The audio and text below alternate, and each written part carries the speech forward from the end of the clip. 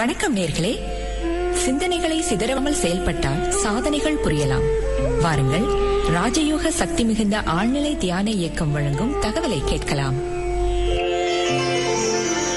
உலக வாழ்க்கை ஆன்மீக வாழ்க்கைன்னு சொன்னா என்னை பொறுத்த வரையிலும் ரொம்ப மிக உலக வாழ்க்கையில வெற்றி பெறுவது ரொம்ப சுலபம்.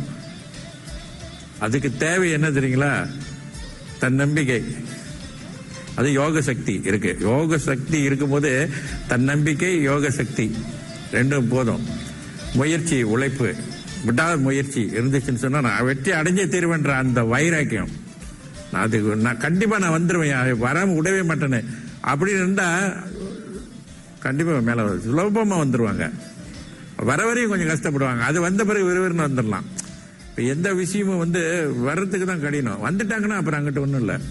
அந்த நிலையை அடையிற வரையும் கொஞ்சம் போராடணும், உழைக்க தயாரா இருக்கணும், முயற்சி செய்யணும். நமக்கு யோக சக்தி இருக்கிறதுனால நிச்சயமா நமக்கு வெற்றி கிடைக்கும்ன்ற அந்த நம்பிக்கை. இப்ப நம்ம நம்பிக்கையோடு தான் செய்யறோம், ஆனால் முடியுமா முடியாதா என்பது தெரியாது. ஆனால் யோக சக்தி இருந்தா கண்டிப்பா முடியும் அப்படின்றத உறுதியினப்படுத்துது யோக சக்தி. ஆக என்னை பொறுத்த மட்டிலும் வாழ்க்கையில பணம், பொருள், வாழ்க்கை வெற்றினா இதுதான், வேற ஒன்றும் இல்லை. நல்ல சிதியா வீடு வாசல் எல்லாமே இருக்கணும், பேரு புகழ் அதெல்லாம் வாழ்க்கையில தேவை. அதெல்லாம் இதுதான் கொஞ்சம் டிஃபரெண்டான விஷயமா இருக்கும். கொஞ்சம் மாறுபட்ட விஷயம் என்னன்னா, குரு யோகத்துல வாழ்க்கையில முதல்ல நல்லா வாங்க, வாழ்க்கையில வந்துகிட்டு வாழ்க்கை வாழ்ந்துகிட்டு, வாழ்க்கை இந்த உலக வாழ்க்கையோட இல்லாமல் இறை நினைப்போடு வாழுங்க அப்படின்றேன். அதை தான் கற்றுக் கொடுக்குறேங்க. கடவுள் எல்லாத்துக்கும் நம்ம எவ்வளவு மனிதன் எவ்வளவு சிறப்பாக இருந்தாலும் வாழ்க்கையில முடிவுன்னு வரும்பொழுது நம்ம வாழ்க்கை முடியக்கூடிய தருவாயில பாத்தீங்கன்னா எதுவுமே இல்லை. அங்க என்ன நிக்குதுன்னா நம்மளுடைய பாவம் புண்ணியங்கள் தான் தொடருது.